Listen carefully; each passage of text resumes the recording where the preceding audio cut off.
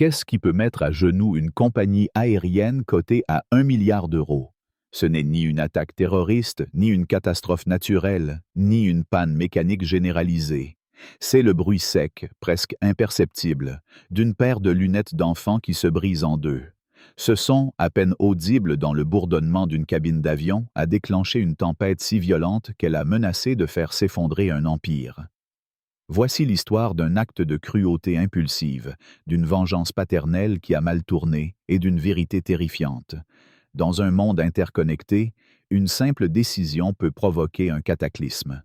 C'est une leçon brutale sur les conséquences, où la frontière entre victime et bourreau s'estompe, et où le karma, implacable, frappe avec une précision chirurgicale. À bord du vol 419 d'Air Étoile, reliant Paris à Londres, l'air était lourd, saturé d'une odeur de kérosène, de désinfectant et de la tension discrète de 200 âmes confinées dans un tube d'aluminium à 30 000 pieds d'altitude. Pour Claire Dubois, une fillette de 10 ans, le monde était un kaléidoscope flou sans ses lunettes. Avec elle, tout prenait sens, les lignes nettes de la cabine, les lettres minuscules des consignes de sécurité, les expressions fugaces sur le visage de sa mère, Élise. Ces lunettes, d'une monture dorée délicate, fabriquées sur mesure à Paris, n'étaient pas seulement un outil de vision. Elles étaient son bouclier, sa façon de dompter un monde souvent trop bruyant, trop lumineux, trop chaotique. Claire, avec sa sensibilité aiguë, observait tout en silence. Son esprit absorbait les détails comme une éponge. La texture du tissu rayé de son siège, le cliquetis des ceintures, le murmure des conversations. Ce jour-là, elle traçait du bout du doigt les motifs complexes du dossier devant elle, un geste apaisant, tout en tenant dans l'autre main un petit modèle en Lego d'un voilier qu'elle avait assemblé avec une patience monastique durant le vol.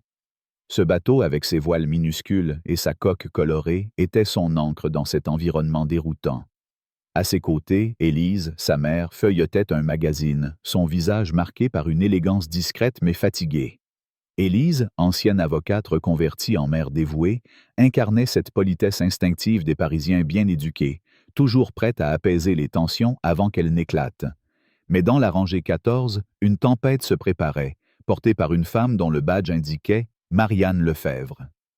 Marianne, hôtesse de l'air depuis 15 ans, traversait la cabine avec une démarche nerveuse, presque mécanique.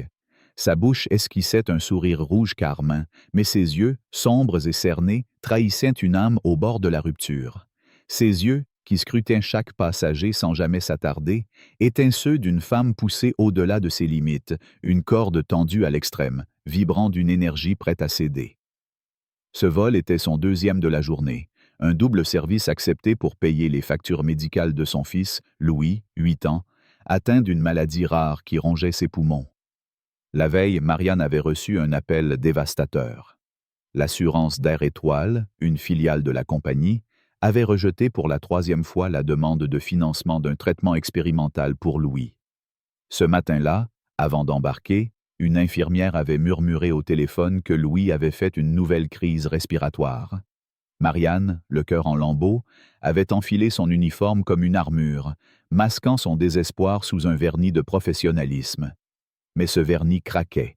« Madame, dit-elle d'une voix crispée, s'adressant à Élise, il faut relever la tablette de votre fille.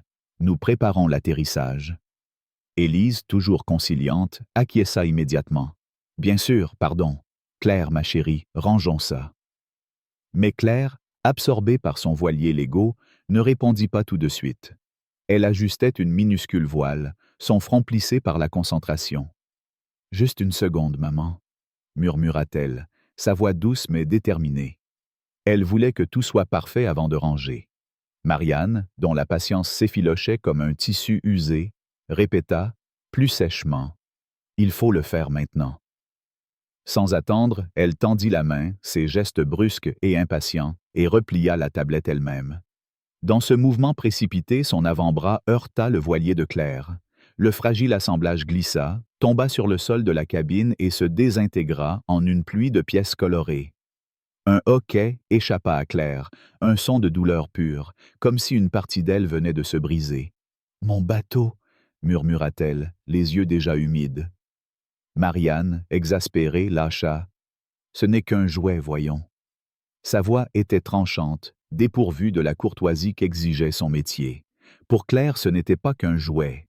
Ce bateau représentait des heures d'ordre et de contrôle, un refuge dans un monde qui l'assaillait.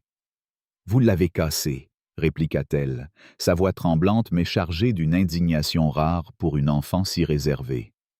Elle se pencha, cherchant à repérer les pièces éparpillées, mais ses lunettes glissèrent légèrement sur son nez. Et c'est alors que Marianne commit l'irréparable. Peut-être était-ce l'accusation dans la voix de Claire, peut-être l'image de ses lunettes coûteuses sur le visage d'une fillette voyageant en classe affaires, un monde si éloigné de ses propres factures impayées et de l'hôpital où son fils luttait. Un élan sombre, incontrôlable, s'empara d'elle. « C'est toi le problème », siffla-t-elle, sa voix basse et venimeuse. Avant qu'Élise ne puisse réagir, Marianne arracha les lunettes du visage de Claire et, d'un geste délibéré, les brisa en deux. Le craquement du plastique résonna comme une détonation dans le silence relatif de la rangée 14. Les deux moitiés de la monture dorée pendaient, inutiles, dans ses mains. Claire, figée, fixait l'espace où se tenait Marianne, son monde désormais réduit à une mosaïque floue et terrifiante. Sans ses lunettes, tout était chaos. Elle ne pleura pas. Le choc était trop absolu pour laisser place aux larmes. Élise, paralysée une fraction de seconde, sentit une vague de fureur froide l'envahir. « Qu'avez-vous fait » murmura-t-elle, sa voix si basse qu'elle en était menaçante. Marianne, comme réveillée d'un cauchemar, comprit instantanément l'énormité de son geste. Ses yeux s'écarquillèrent, le feu de sa colère remplacé par une horreur grandissante.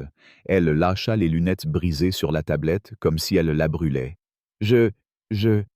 bégaya-t-elle, reculant d'un pas. Mais le mal était fait. Les passagers voisins observaient, bouche bée. Julien, un homme d'une trentaine d'années, assis 2 rangées derrière, avait déjà sorti son téléphone. Journaliste indépendant, il avait l'instinct des histoires qui font basculer les destins. Le point rouge de son enregistrement clignotait, capturant chaque seconde de la scène. À ses côtés, une femme d'âge mûr, Sophie, collègue de Marianne, murmura « Mon Dieu, Marianne, qu'est-ce qui t'a pris ?» Sophie connaissait les épreuves de Marianne traversaient avant, mais même elle ne pouvait justifier cet acte. Élise ignora les regards, les murmures, Marianne. Elle prit Claire dans ses bras, la fillette tremblant contre elle, le visage enfoui dans son épaule. Les sanglots de Claire étaient silencieux, mais son corps vibrait de détresse. Pour elle, ce n'était pas seulement la perte de ses lunettes, c'était une trahison, une violation de sa sécurité. Élise, tout en berçant sa fille, fixait la silhouette de Marianne qui s'éloignait précipitamment vers l'arrière de l'avion.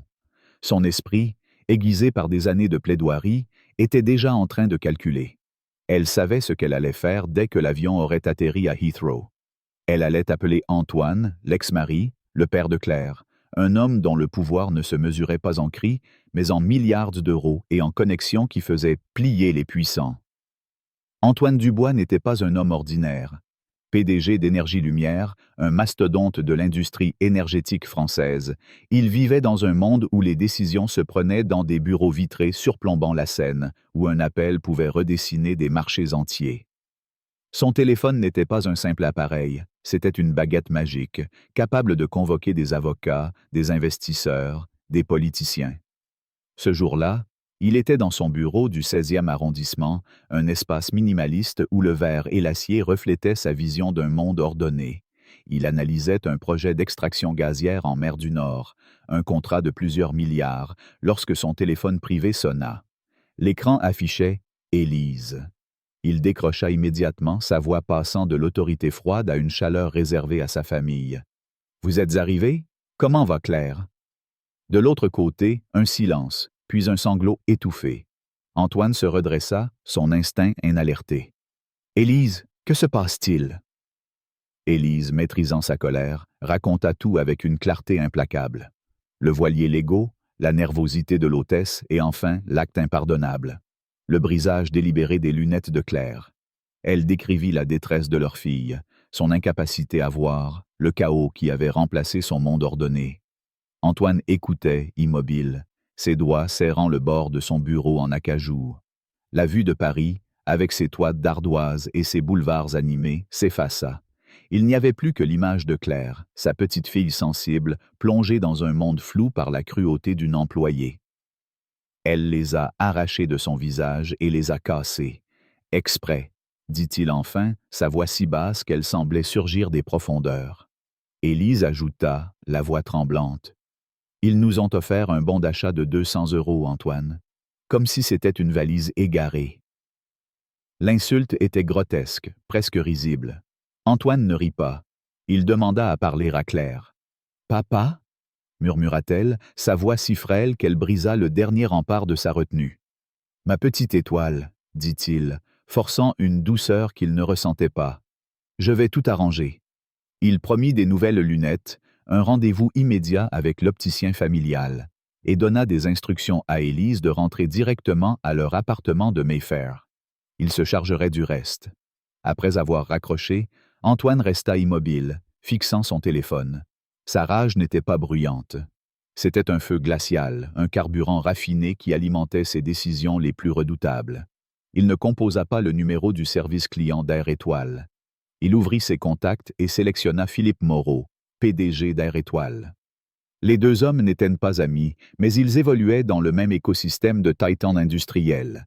Ils avaient partagé un dîner à Versailles, discuté lors d'un sommet à Genève et surtout signé un contrat vital.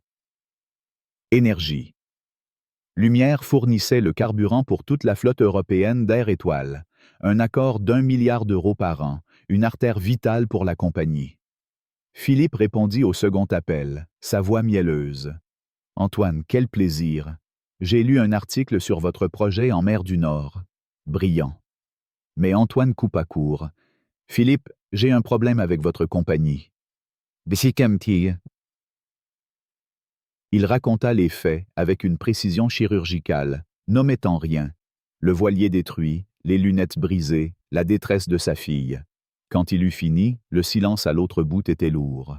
« Mon Dieu » murmura Philippe, sincèrement horrifié. « C'est inacceptable. Je m'en occupe immédiatement. Cet employé sera licencié avant la fin de son service.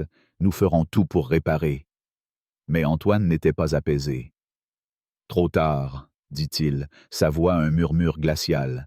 « Considère notre contrat de carburant résilié. » Philippe éclata d'un rire nerveux. « Antoine, voyons, c'est un contrat de 10 ans. Tu ne peux pas... » « Regarde-moi faire, » coupa Antoine, avant de raccrocher. Il se leva, s'approcha de la fenêtre. Paris s'étendait sous ses pieds, une ville de lumière et de pouvoir, inconsciente qu'un de ses engrenages venait de se gripper. Dans la cabine du vol 419, l'atterrissage fut marqué par un choc discret, mais pour ceux de la rangée 14, c'était un cataclysme. Julien, le journaliste, rangea son téléphone, l'esprit en ébullition. Il savait que cette vidéo allait changer des vies. Sophie, la collègue de Marianne, murmura « Elle ne va pas s'en remettre ». Et Claire, blottie contre sa mère, fixait un monde flou, incapable de comprendre pourquoi une adulte l'avait blessée si profondément. La tempête n'avait fait que commencer. La tempête déclenchée par le craquement d'une paire de lunettes d'enfant dans la cabine du vol 419 d'Air Étoile ne s'était pas apaisée à l'atterrissage. Au contraire, elle s'était muée en un incendie dévorant, menaçant d'engloutir une compagnie aérienne, un empire énergétique, et les vies de ceux qui s'étaient trouvés, par hasard ou par choix, au cœur de ce drame. À Paris, dans les bureaux vitrés du 16e arrondissement, Antoine Dubois, PDG d'Énergie Lumière, avait allumé la mèche. Sa décision de résilier le contrat de carburant avec Air Étoile, un accord d'1 milliard d'euros par an, était un coup de canon, tiré non pas pour négocier, mais pour détruire.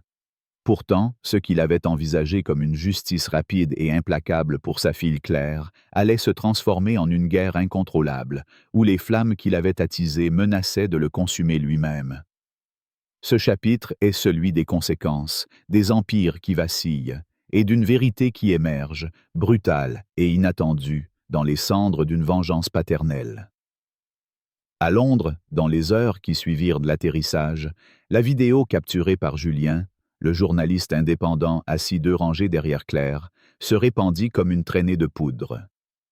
Postée sur un réseau social avec le hashtag #AR étoile scandale, elle montrait, sous un angle granuleux mais accablant, Marianne Lefebvre, l'hôtesse de l'air, arrachant les lunettes de Claire et les brisant d'un geste délibéré. Le son du plastique qui cède, le choc sur le visage de la fillette, et le murmure horrifié des passagers formaient une narrative irréfutable. En quelques heures, la vidéo avait été partagée des dizaines de milliers de fois, reprise par des blogs, puis par des chaînes d'information. Les titres étaient impitoyables. Une hôtesse d'Air Étoile brise les lunettes d'une enfant. Scandale à bord. La cruauté d'une employée d'Air Étoile. Marianne, jusque-là une femme anonyme, devint le visage d'une injustice universelle, une vilaine parfaite dans une histoire où la victime était une fillette vulnérable.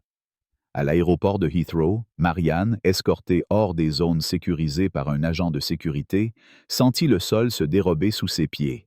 Son badge lui fut confisqué, son uniforme semblant soudain une peau étrangère. Elle reçut un appel de son superviseur, une voix froide lui annonçant son licenciement immédiat.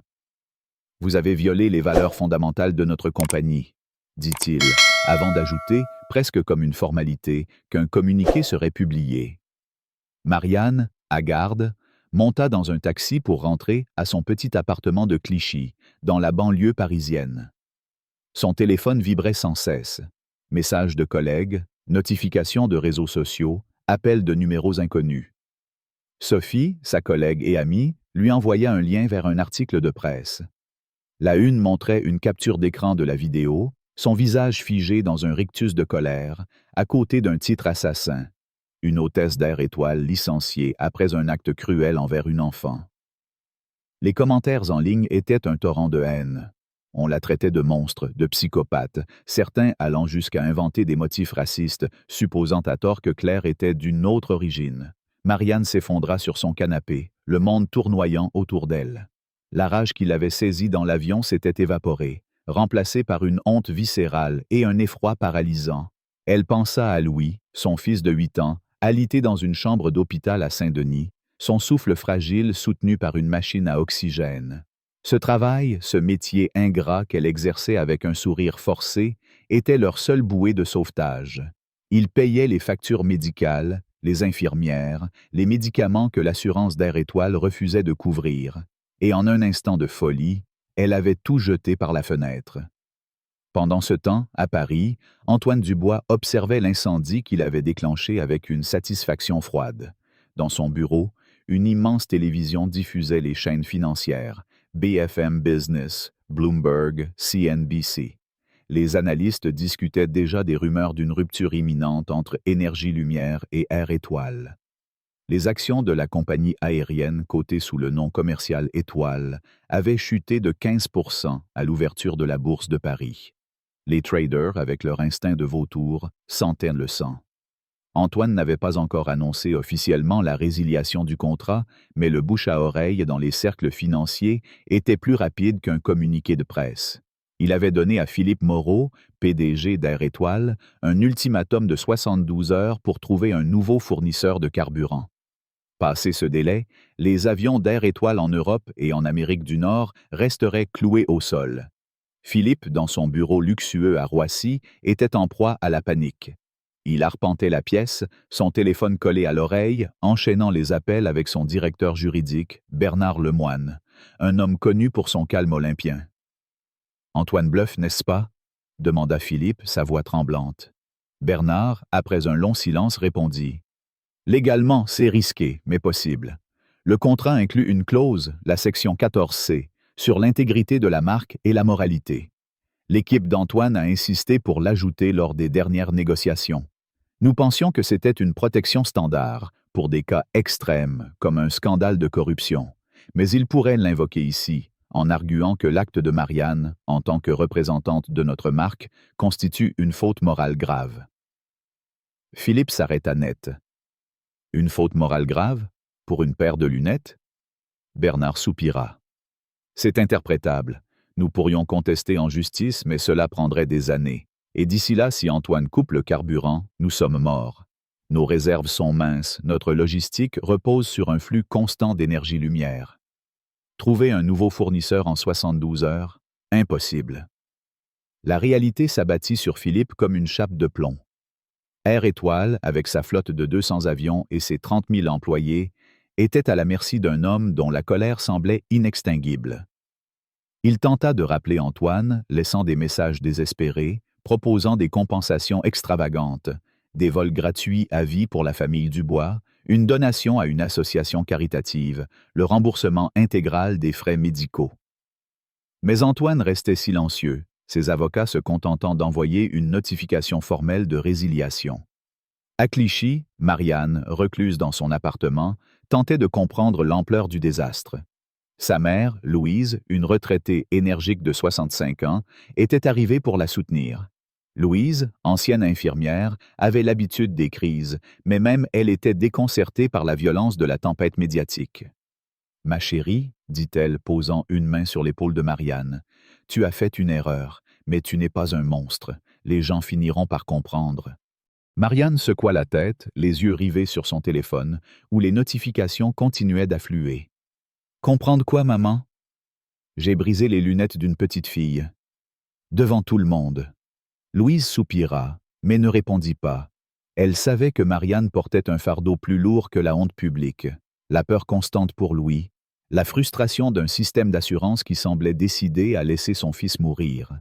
Sophie, la collègue de Marianne, passa dans la soirée, apportant un panier de viennoiseries et une bouteille de vin rouge, un geste typiquement français pour apaiser les âmes blessées. « Les filles au syndicat parlent de lancer une cagnotte pour Louis, dit-elle, tentant de remonter le moral de Marianne. Et Julien, le type qui a filmé, il m'a contacté. Il veut écrire sur toi, sur ce qui t'a poussé à craquer. » Marianne fronça les sourcils. Un journaliste? Il veut juste du sensationnel. Sophie haussa les épaules. Peut-être, mais il a l'air différent. Il pose des questions sur l'assurance, sur les conditions de travail. Il pourrait raconter ton histoire. Marianne n'y croyait pas. Elle se sentait comme une paria, une femme dont le nom était devenu synonyme de cruauté. Mais Julien, de son côté, était déjà au travail. Installé dans un café du Marais, son ordinateur portable ouvert, il analysait la vidéo, lisait les commentaires en ligne et contactait des sources. Julien n'était pas un journaliste de grands médias. Il était un indépendant, un fouineur qui aimait déterrer les histoires que les autres ignoraient. Ce scandale, avec son mélange de drame humain et de guerre corporative, l'intriguait. Il avait contacté Sophie pour en savoir plus sur Marianne, mais il avait aussi commencé à creuser du côté d'Énergie Lumière. Une source anonyme, un ancien employé de la compagnie, lui avait envoyé un message cryptique. « Regardez les clauses des contrats d'Antoine Dubois. Ce n'est pas la première fois qu'il joue à ce jeu. » Julien ne savait pas encore ce que cela signifiait, mais son instinct lui disait que l'histoire était bien plus complexe qu'une simple dispute dans un avion. Le lendemain matin, la bourse de Paris ouvrit dans un climat de panique. Les actions d'Air Étoile chutèrent de 25% en quelques heures, effaçant des milliards d'euros de capitalisation boursière. Les chaînes d'information, de France 24 à LCI, consacraient des segments entiers à l'affaire, qualifiant l'incident de « guerre corporative sans précédent ». Les analystes s'interrogeaient. Pourquoi Antoine Dubois, connu pour sa froide rationalité, risquerait-il un contrat aussi vital pour une querelle personnelle? À Roissy, le siège d'Air Étoile était en ébullition. Philippe convoqua une réunion d'urgence du conseil d'administration par vidéoconférence. Les visages des directeurs, projetés sur un écran géant, étaient graves. « Nous sommes à court d'options », admit Philippe, la voix rauque. « Si le carburant s'arrête, un tiers de notre flotte sera immobilisé dès lundi. Les pertes seront catastrophiques. » Une directrice, Clairette Vignon, proposa une contre-attaque médiatique. « Nous devons montrer que nous agissons. Licencier Marianne ne suffit pas. Annonçons une réforme de la formation du personnel, une enquête interne, et offrons une compensation publique à la famille Dubois. » Le conseil approuva, et le département de communication rédigea un communiqué en urgence. Publié dans l'Heure, il parlait d'un « incident profondément regrettable », d'une violation des valeurs d'Air Étoile et promettait une révision complète des protocoles de service client. Le nom des Dubois n'était pas mentionné, mais la vidéo, désormais virale, rendait l'anonymat impossible. Antoine, depuis son bureau, ignora le communiqué. Il ignora les appels de Philippe, les emails de directeurs paniqués, les messages d'amis communs plaidant pour une désescalade. Sa rage, alimentée par l'image de Claire tremblante au téléphone, était un mur infranchissable. Mais une fissure apparut, presque imperceptible, lorsqu'Élise l'appela. « Antoine, c'est partout aux infos, » dit-elle, sa voix tendue. « Ils disent qu'Air Étoile risque la faillite. Des milliers de gens pourraient perdre leur emploi. Est-ce vraiment ce que tu veux? » Antoine serra les dents. « Ils ont blessé notre fille, Élise. Ils l'ont traitée comme si elle n'était rien. Ce n'est plus une question de lunettes, c'est une question de respect. » Mais ces mots sonnaient creux, même à ses propres oreilles. La destruction qu'il avait déclenchée semblait dépasser l'offense initiale. Les reportages parlaient de pilotes, de mécaniciens, de bagagistes, tous menacés par la crise.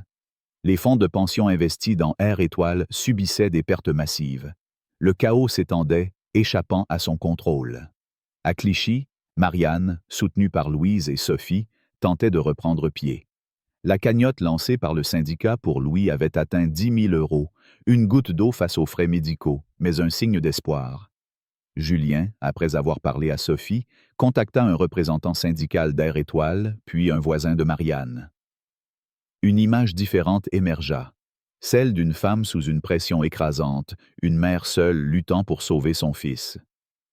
Julien passa la nuit à rédiger un article qu'il intitula « L'hôtesse, le PDG et l'enfant malade ». Publié sur son blog à 8 heures du matin, l'article était une bombe. Il racontait l'histoire de Marianne, une mère célibataire de 42 ans, dont le fils Louis souffrait d'une forme rare de mucoviscidose. Depuis 2 ans, elle se battait contre l'assurance d'Air Étoile, qui refusait de financer un traitement expérimental coûteux, jugé non médicalement nécessaire. La veille du vol, Marianne avait reçu la lettre de refus définitive. Le matin même, Louis avait été hospitalisé après une crise respiratoire. Julien écrivait « L'acte de Marianne Lefebvre est inexcusable, mais quand on apprend qu'au moment où elle a craqué, elle venait d'apprendre que son employeur, la même compagnie pour laquelle elle travaillait, avait décidé que la vie de son fils ne valait pas le coût de son traitement, peut-on vraiment la juger sans comprendre? » L'article incluait un lien vers la cagnotte pour Louis. L'effet fut immédiat. Partagé des milliers de fois, il transforma la narrative. Marianne, la vilaine, devint une victime. La cagnotte explosa, passant de 10 000 à 100 000 € en quelques heures. Les médias traditionnels reprirent de l'histoire, envoyant des camionnettes devant l'immeuble de Marianne. Elle, terrée chez elle, observait, sidérée, les dons affluer.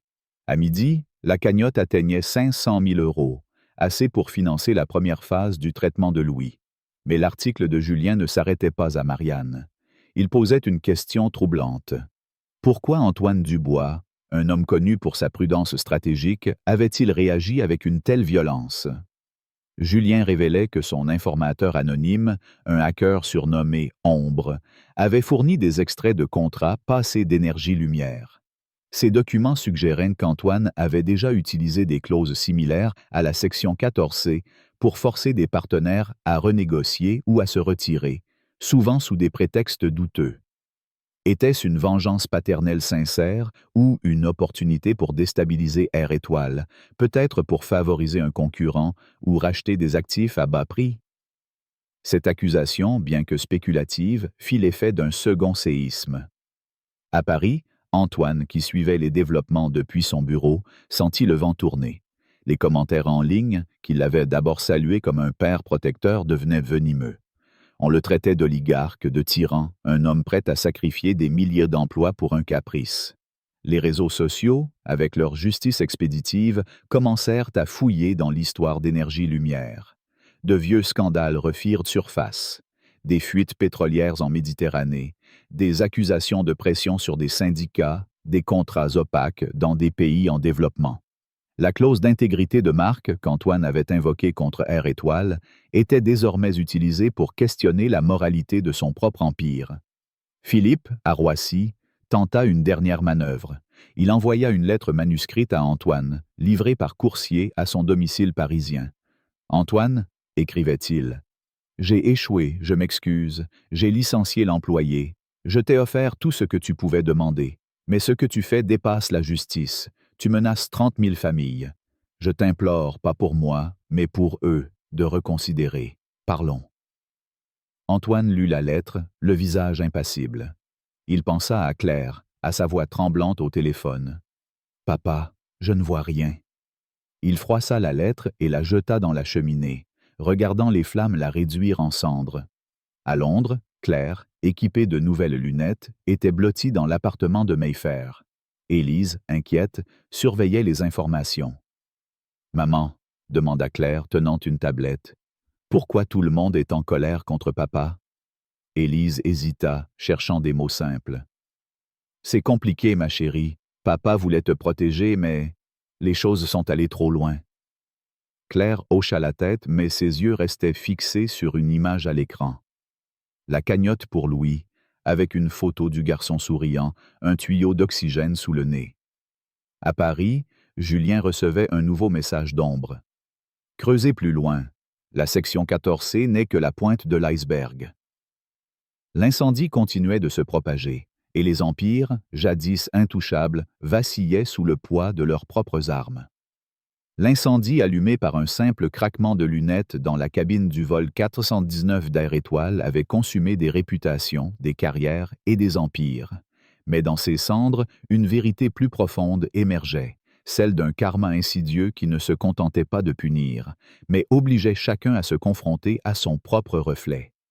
Pour Antoine Dubois, l'ancien titan d'énergie-lumière, ce miroir révélait un homme qui avait cru protéger sa fille, mais avait déchaîné un chaos qui menaçait de le définir à jamais.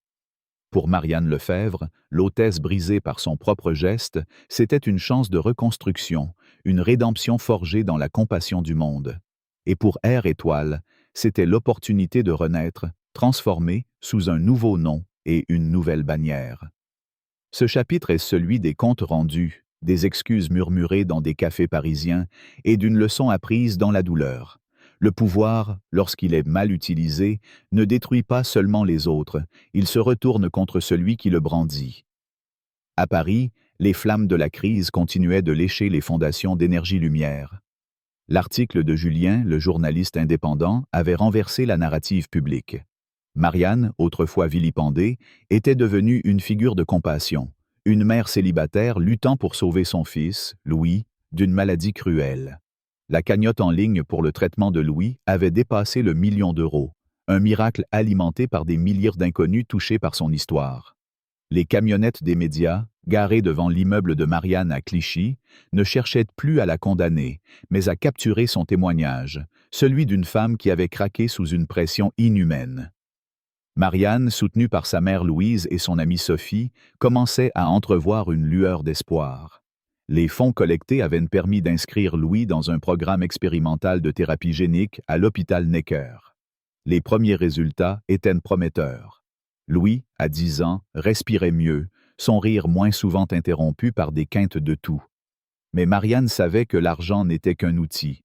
La véritable transformation venait d'ailleurs.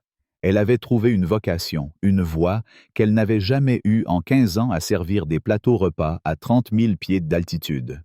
Avec l'aide d'un groupe de défense des droits des patients, elle lança le projet Louis, une association visant à aider les familles à se battre contre les compagnies d'assurance pour des traitements vitaux. Son premier discours, donné dans une petite salle de la mairie de Clichy, fut retransmis par France Info. Sa voix, tremblante mais ferme, résonna. « J'ai fait une erreur terrible, et je porterai cette honte toute ma vie. Mais si mon histoire peut aider une seule famille à ne pas vivre ce que j'ai vécu, alors je continuerai à parler. » La foule, composée de voisins, de collègues et même d'inconnus, l'applaudit longuement. Sophie, dans le public, essuya une larme. Louise, à ses côtés, murmura « C'est ma fille, ça. » Pendant ce temps, Antoine Dubois faisait face à une tempête bien plus froide. L'article de Julien, amplifié par les révélations du hacker anonyme Ombre, avait attiré l'attention de l'Autorité des marchés financiers, AMF. Les soupçons portaient sur l'utilisation systématique par Énergie-Lumière de clauses comme la section 14C pour manipuler des partenaires commerciaux. Ce n'était pas seulement l'incident avec Air Étoile. Ombre avait fourni des documents montrant que, sous la direction d'Antoine, Énergie-Lumière avait utilisé des prétextes similaires pour renégocier ou rompre des contrats avec des entreprises plus petites, souvent au détriment de leurs actionnaires. L'AMF lança une enquête préliminaire, demandant des milliers de documents. Dans le monde feutré des finances parisiennes, une telle investigation, même discrète, était une bombe. Les actions d'Énergie-Lumière, jusque-là considérées comme un roc, commencèrent à vaciller, perdant 12% en une semaine. Le conseil d'administration, qui avait toléré la croisade d'Antoine tant qu'elle semblait sans coup, se réunit en urgence dans une salle du siège, avenue des Champs-Élysées. L'ambiance était funèbre. Autour de la table en chêne massif, les visages étaient tendus, les regards froids. François Delorme, un vétéran du conseil, prit la parole en premier. « Antoine, dit-il, sa voix lourde de regret mais inflexible, tu nous as mis dans une position intenable. L'AMF fouille dans nos contrats, nos actionnaires paniquent, et notre réputation est en lambeaux. Tu as utilisé une clause morale comme une arme de destruction massive. Nous ne pouvons plus te soutenir. » Antoine tenta de se défendre, invoquant sa fille, l'injustice initiale, la nécessité de protéger la marque. Mais ses arguments sonnaient creux. La logique d'une salle de conseil est impitoyable. Les principes ne valent que s'ils servent le profit. La motion de censure fut votée à l'unanimité moins une voix. Antoine, sommé de démissionner, quitta la réunion avec une dignité de façade, mais à l'intérieur, il était brisé. En quittant le bâtiment, une boîte en carton contenant ses effets personnels à la main, il n'était plus le titan qui faisait trembler les marchés, mais un homme seul, déchu de son trône. Air Étoile, de son côté, vacillait au bord de l'abîme. Avec un tiers de sa flotte clouée au sol par manque de carburant, la compagnie était devenue une proie facile. Une offre inattendue émergea. Un fonds souverain qatari, cherchant à pénétrer le marché européen, proposa de racheter Air Étoile pour une fraction de sa valeur d'antan. L'offre incluait une injection massive de capitaux, le respect des contrats syndicaux et un nouveau fournisseur de carburant, coupant définitivement Énergie-Lumière du jeu. Le conseil d'Air Étoile, voyant une bouée de sauvetage, accepta. Philippe Moreau, contraint de démissionner, partit avec une indemnité confortable et la satisfaction amère d'avoir sauvé son entreprise.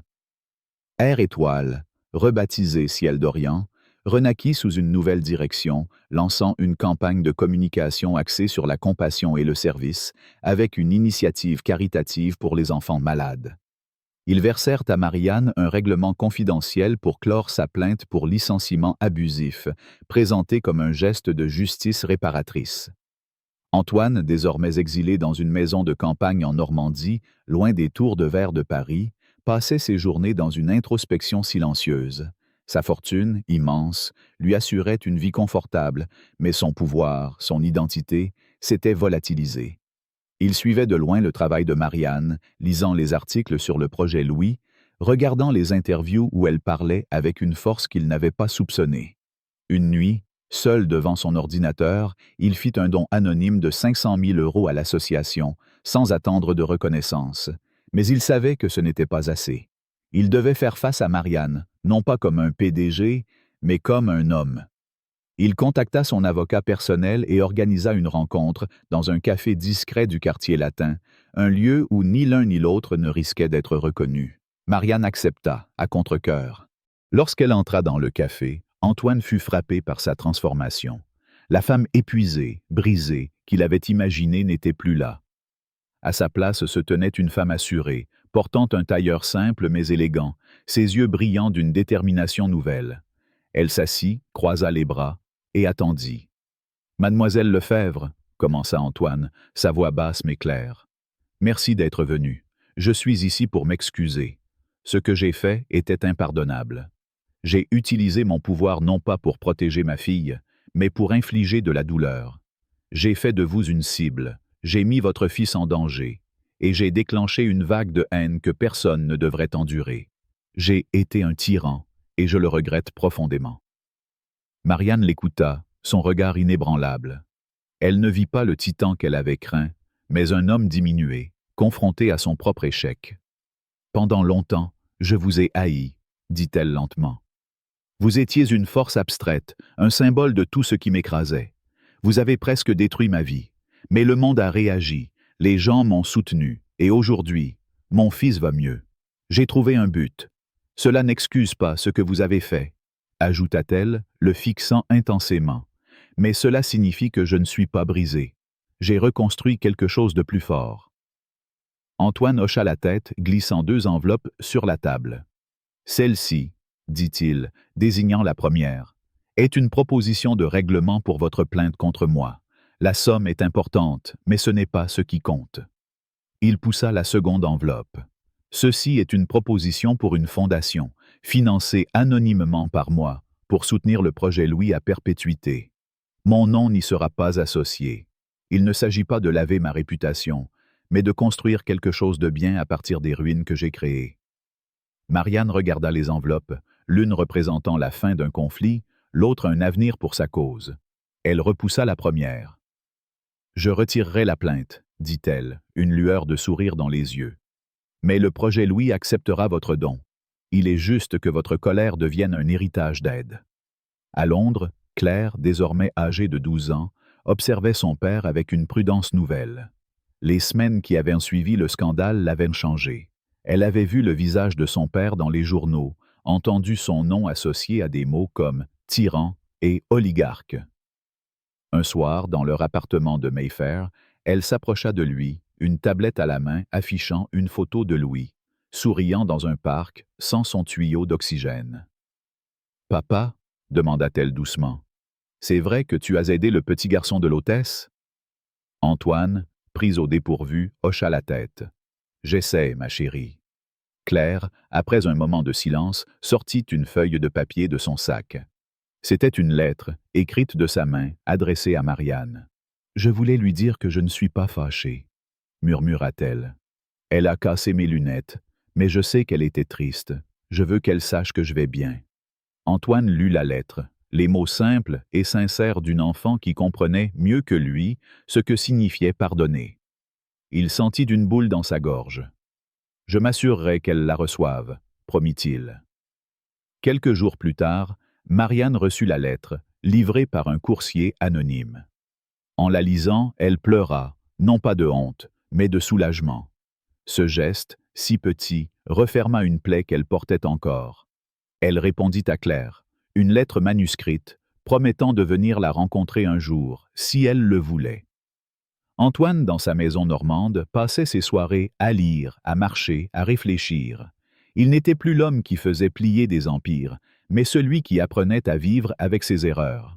Sa relation avec Claire, fragile au début, se renforçait dans ces moments de silence partagé, dans les promenades le long des falaises, dans les conversations sur des choses simples, les livres qu'elle aimait, les voiliers légaux qu'elle construisait encore.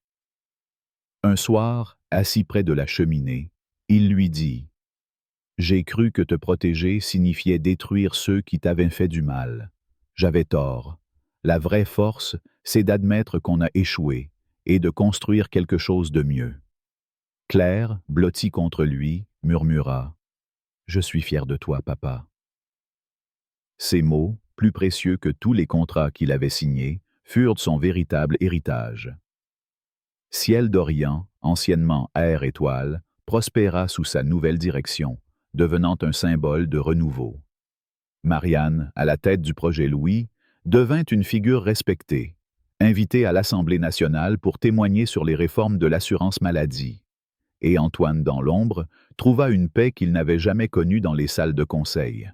Le karma, il le comprenait enfin, n'était pas une punition, mais un miroir. Et dans ce miroir, il voyait un homme qui, après avoir tout perdu, avait appris à se reconstruire.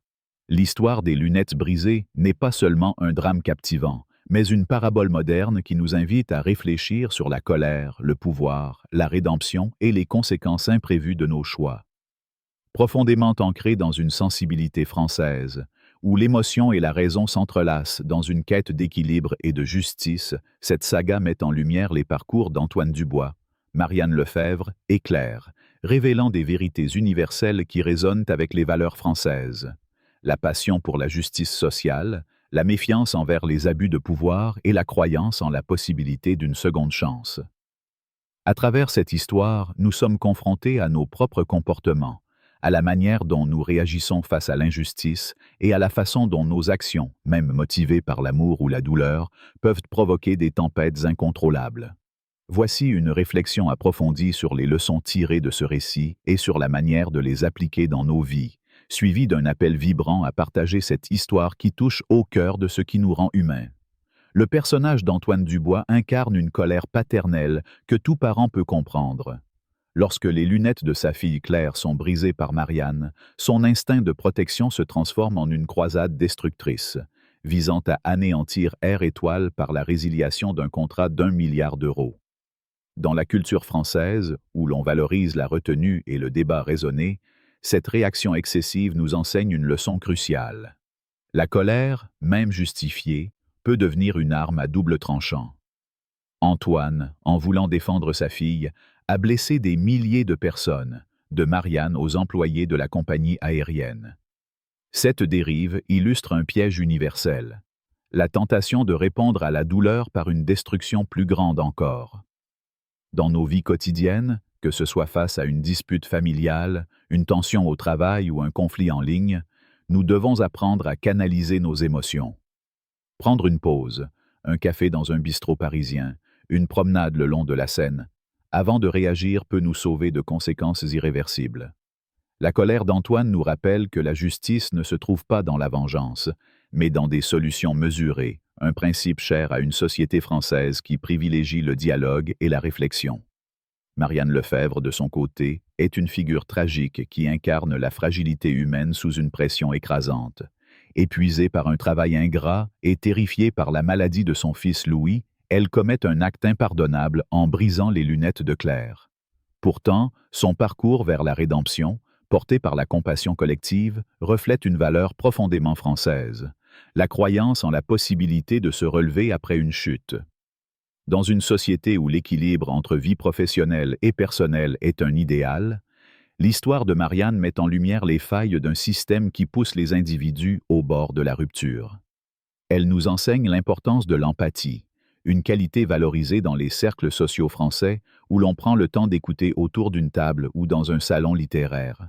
Combien de fois jugeons-nous un collègue stressé, un inconnu dans le métro, ou un ami en difficulté sans connaître leur combat? Marianne nous invite à poser des questions, à comprendre avant de condamner. En appliquant cette leçon, nous pouvons transformer nos interactions quotidiennes en offrant un sourire, un mot gentil ou une oreille attentive, comme on le ferait lors d'une discussion animée dans un café du Marais. Le geste de Claire, qui écrit une lettre de pardon à Marianne, est un moment d'une puissance rare. Dans la tradition française, influencée par une longue histoire de pensée humaniste, le pardon est vu comme un acte de courage, non de faiblesse. Claire, malgré la douleur d'avoir vu son monde s'effondrer avec ses lunettes, choisit de comprendre plutôt que de haïr, libérant ainsi Marianne et son père d'un cycle de ressentiment. Cette leçon est essentielle. Le pardon ne nie pas l'injustice, mais il nous libère de son emprise. Dans nos vies, que ce soit pour réparer une amitié brisée, apaiser une querelle familiale ou faire la paix avec nous-mêmes, le pardon est un acte de reconstruction. Un simple geste, une lettre manuscrite, une conversation sincère, un bouquet de fleurs offert lors d'un dîner, peut changer la dynamique d'une relation. Comme dans la culture française, où l'on savoure les moments de réconciliation autour d'un verre de vin ou d'un repas partagé, le pardon est une porte vers un avenir plus léger. Le concept de karma, central dans cette histoire, n'est pas une force mystique, mais un miroir qui reflète nos choix. Antoine, en poursuivant sa vengeance, révèle son arrogance, et ce n'est qu'en affrontant ce reflet qu'il trouve la rédemption. Cette idée résonne avec la culture française, où l'introspection et la responsabilité personnelle sont des vertus prisées. Nous devons nous interroger. Quelles sont les conséquences de nos actions, même celles motivées par de bonnes intentions? Assumer ses erreurs, comme Antoine l'a fait en s'excusant auprès de Marianne, est une marque de maturité. Dans nos vies, Cela peut se traduire par l'aveu d'une faute au travail, une demande de pardon à un proche ou une action pour réparer un tort. Ces moments, semblables à une longue conversation autour d'un feu de cheminée dans une maison de campagne normande, nous permettent de grandir. L'histoire nous apprend aussi que le pouvoir, lorsqu'il est mal utilisé, se retourne contre celui qui le brandit. Antoine, en croyant pouvoir contrôler les conséquences de sa colère, a perdu son empire, une leçon qui nous pousse à réfléchir à l'impact de nos paroles et de nos actes, que ce soit dans une réunion professionnelle ou une discussion familiale. Pour intégrer ces leçons dans nos vies, adoptons des pratiques simples mais puissantes, ancrées dans la douceur de vivre française. Face à la colère, prenons le temps de réfléchir, comme on le ferait en sirotant un expresso sur une terrasse parisienne. Cultivons l'empathie en posant des questions et en écoutant activement, comme dans un débat animé lors d'un dîner entre amis. Pratiquons le pardon, non pour excuser, mais pour avancer, en offrant des gestes de bienveillance, une lettre, un sourire, une invitation à partager un repas. Enfin, assumons nos responsabilités, en reconnaissant nos erreurs et en travaillant à les réparer, comme dans une discussion franche autour d'une table. Ces pratiques, inspirées par l'art de vivre à la française, peuvent transformer nos relations et notre manière de voir le monde, nous rendant plus humains, plus connectés, plus justes.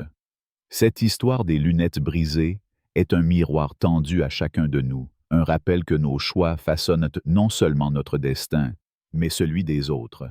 Si ce récit vous a ému, inspiré ou fait réfléchir, alors agissez.